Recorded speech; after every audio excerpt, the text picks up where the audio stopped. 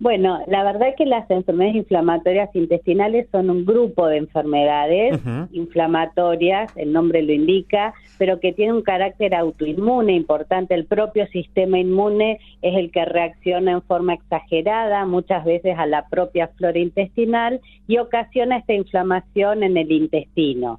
Hay tres grandes grupos: la colitis ulcerosa, que afecta el intestino grueso, el colon, dando úlceras; la enfermedad de Crohn, que puede afectar cualquier parte, desde la boca hasta el ano, dando úlceras e inflamación; y un grupo más pequeño que se llaman no clasificables, pero que comparten características de las otras dos. Un poco esa es la definición de estas enfermedades poco frecuentes, pero que cada vez vamos conociendo más. Perfecto, ¿no? Y por sus características, esto de autoinmunes, sabemos que muchas veces cuando uno quiere indagar en su origen o cuáles son las condiciones que la disparan, a veces no se conocen. En este caso, ¿sabemos cómo se origina este conjunto de enfermedades? Bueno, la verdad, Gastón, que esa es la pregunta, digamos, del millón, en la cual se investiga, digamos, arduamente, pero entra dentro del grupo de las enfermedades que se denominan multifactoriales. Multifactoriales porque está influida por la genética, no por una genética que se la transmite el papá y la mamá, sino por la propia predisposición, por la huella digital individual a tener algunas enfermedades. Bueno, hay que tener la predisposición genética. Factores ambientales como el tabaquismo, sabemos que el tabaquismo influye en la aparición sobre todo de la enfermedad de Crohn, la toma excesiva de antiinflamatorios en algunas ocasiones, y la alteración en la microbiota, ¿no? La flora intestinal, que está ahora tan en auge su investigación y su desarrollo. Todo este conjunto de factores hacen que el organismo reaccione en forma exagerada, inflamando el intestino. Bien, y cuando uno piensa en esta zona de nuestro cuerpo, en el intestino, la verdad que suena por lo menos bastante complicada, ¿no? Porque uno necesita alimentarse todos los días, pero si yo estoy con alguna inflamación, úlcera, o sea el problema que sea, la verdad que eso se complica, y eso ya me suena que también le debe alterar muchísimo la vida a las personas que lo padecen. Exactamente, la verdad que estas enfermedades, bueno, tienen un amplio espectro. Hay pacientes que la pasan muy mal, pacientes que no la pasan tan mal y se acostumbran a vivir con dolores o con episodios de diarrea. Por eso es importante que consulten, no acostumbrarse a tener algunos síntomas, interpretarlos como normales, pero sobre todo los pacientes que están con diarrea, con muchas deposiciones por día, tienen marcada afectación de su calidad de vida, dejan de comer para poder salir, antes de salir de su casa evalúan bien si a dónde van a ir hay un baño, no hay un baño. La verdad que cuando estas enfermedades se presentan en forma florida, pueden afectar mucho la calidad de vida de los pacientes. ¿Y qué características suele tener un paciente que vive con alguna enfermedad inflamatoria intestinal? ¿Podemos, digamos, de alguna forma, no sé, ubicarlo en algún grupo etario, en algún género o en alguna situación en particular, o es muy diverso también el panorama en cuanto a la población afectada?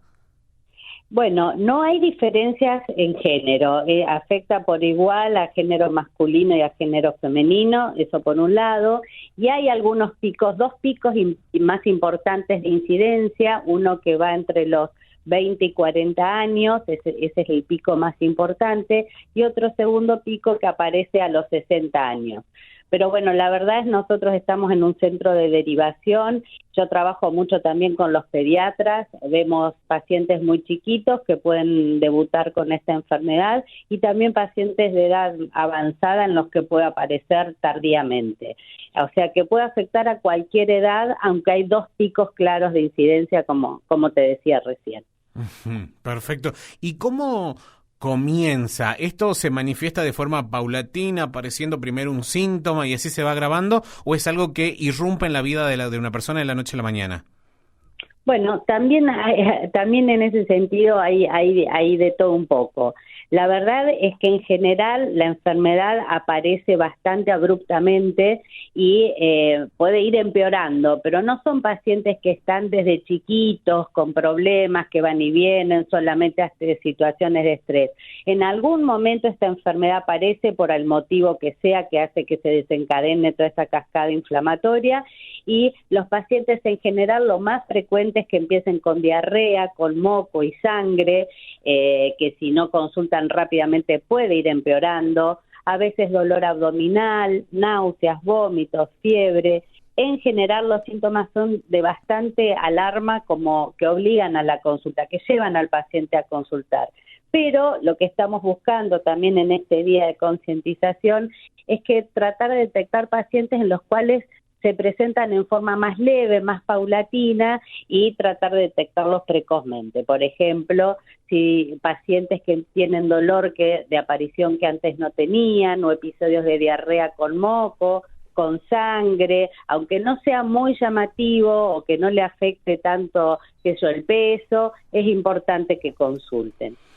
Cuando hemos hablado sobre algunas enfermedades poco frecuentes, en términos generales, muchas de ellas hay largos periodos en los cuales el paciente tiene que pasar para que logre recién un diagnóstico.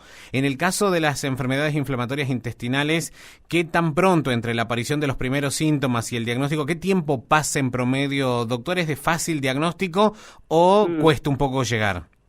Bueno, esa es una excelente pregunta, y acá sí es importante diferenciar la colitis ulcerosa de la enfermedad de Crohn. Uh-huh. ¿Por qué? Porque la colitis ulcerosa, como su nombre lo indica, afecta el colon, el intestino grueso, que es lo que está más evidentemente, porque al estar más cerca de la zona anal, de la deposición, en general los pacientes tienen diarrea con sangre, con moco, muchas veces esa sensación que nosotros decimos de pujo y tener que entrar y salir del baño muchas veces, de sentir que no terminaron de evacuar completamente el intestino. En la colitis ulcerosa, en general, el paciente consulta rápidamente porque los síntomas son muy evidentes y muy, muy molestos. La enfermedad de Crohn es más silente, es más complicada porque afecta muchas veces el intestino delgado exclusivamente, y el intestino delgado no es tan llamativo los síntomas. Suele empezar con un poquito de dolor abdominal, sobre todo en fosa ilíaca derecha. A veces los pacientes van muchas veces a la guardia y los confunden con apendicitis, porque es la zona también del apéndice, es la zona del ilion donde suele aparecer esta enfermedad de Crohn en intestino delgado, y el promedio de retraso en el diagnóstico de la enfermedad de Crohn llega a 6 meses, o sea que en ese grupo de pacientes en el que tenemos que trabajar más para detectar precozmente la enfermedad. Y dentro de los equipos de salud, por supuesto, sacando del mismo al gastroenterólogo o la gastroenteróloga, ¿hay conocimiento sobre esta enfermedad como para poder hacer una derivación al especialista de forma oportuna, cuando se presenta el caso, decir, yo sospecho que podría ser, entonces mejor vamos con el gastroenterólogo? ¿Pasa eso en el sistema o también hay desconocimiento por parte de los profesionales de la salud? Mira, por suerte Gastón cada vez se está conociendo más de esta enfermedad y cada vez hay más alerta, no solo en los médicos clínicos. Al ser una enfermedad autoinmune, muchas veces se manifiesta no por el síntoma intestinal. Por ahí lo que lleva a la consulta es que el paciente tiene una artritis o una uveitis, una inflamación ocular, a veces lesiones en la piel que llevan al médico especialista, ya sea reumatólogo, dermatólogo, oftalmólogo, a pensar que puede haber una asociación con enfermedad inflamatoria intestinal. Así que por suerte cada vez hay más sospecha, pero estamos trabajando arduamente para que se siga conociendo y se empiece a sospechar cada vez más. Sí, ojalá así sea, y que en todos los niveles, tanto en APS como en el cuarto nivel, inclusive si hay algún control, en algún chequeo se habla de esto, se presenta este tipo de síntomas, bueno, que se puedan hacer las derivaciones para que lo más antes posible se pueda llegar al diagnóstico.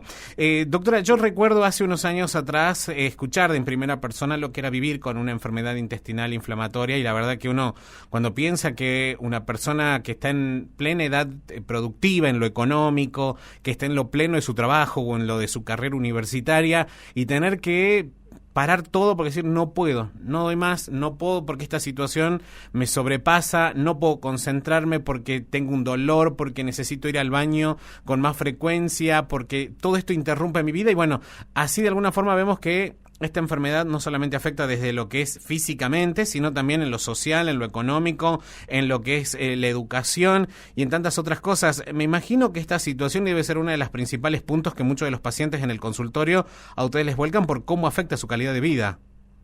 Totalmente. La verdad es que la calidad de vida de los pacientes suele verse muy afectada y ahí, bueno, las comunidades y los grupos de pacientes, como es la Fundación Más Vida en Argentina o Fundecu, que son dos asociaciones de pacientes muy importantes, y a nivel internacional hay encuestas y trabajos que evalúan esto, y como bien decís vos, hasta un 60-70% de los pacientes tienen que faltar y sienten que la enfermedad limita su vida. Eso es así y la verdad que desde la parte médica cada vez también tiene más trascendencia este punto. ¿Y por qué lo aclaro? Porque antes nosotros con el tratamiento buscábamos que el paciente no tenga más diarrea, no tenga más sangrado y nos planteábamos eso. Hoy por hoy sabemos que el tratamiento tiene que incluir sin duda la medición de la calidad de vida de los pacientes, que los pacientes puedan plantear, mire, yo necesito volver por esto, mi prioridad es sentirme bien porque, no sé, tengo mi viaje de egresados en 15 días, que eso a veces ocurre y muy frecuentemente en adolescentes, o me caso y me voy de luna de miel. Entonces, todos estos eventos de la vida tan importantes de los pacientes hay que tenerlos en cuenta y también manejar los tratamientos para que pueda tener una calidad de vida óptima, que es lo que uno busca a fin de cuentas, ¿no? Que el paciente tenga una vida con todo lo que tiene que tener, ¿no? Con el estrés de un casamiento, de los estreses de una mudanza, cambio de trabajo, y que eso no implique un estrés adicional para el paciente, ¿no? Que tenga miedo a enfrentarse a estos desafíos. Por suerte, hoy por hoy hay muchos tratamientos que hacen que los pacientes puedan tener una buena calidad de vida, la gran mayoría. Bien, y a eso quiero ir también con la siguiente pregunta, es decir, el tratamiento al cual puede llegar el paciente una vez teniendo el diagnóstico correcto, por supuesto, digamos, acaba con esos síntomas, digamos, le disminuye la intensidad, los dolores, o sea, ¿qué es lo que logra hacerse con el tratamiento que ustedes llevan adelante?